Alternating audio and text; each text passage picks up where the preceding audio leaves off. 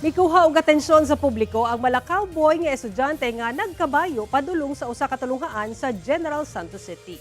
Ang maong pagkabayo do na matud pay tumong. Atong Siron pinaagi ni ining report.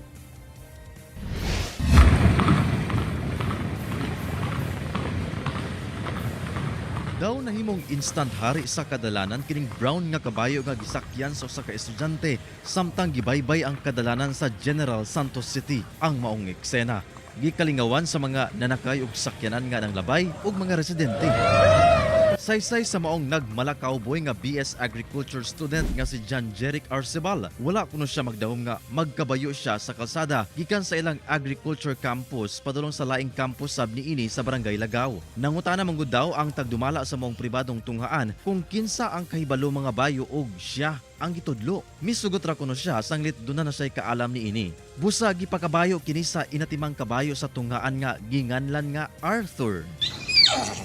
Buot kunong ipakita sa tunghaan nga usa ka tradisyonal nga pamaagi sa transportation niadtong unang panahon nga mamahimong magamit karong panahona taliwala sa nagkataas nga presyo sa lana.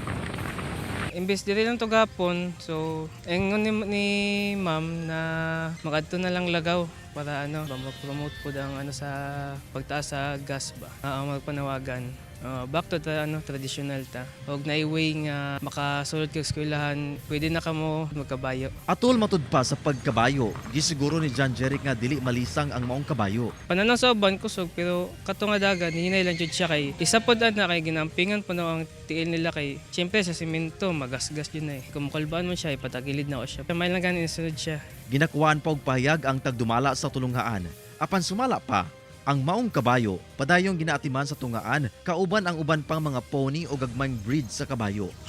Kauban si Gary Balantay, Efren Mamak, One Mindanao.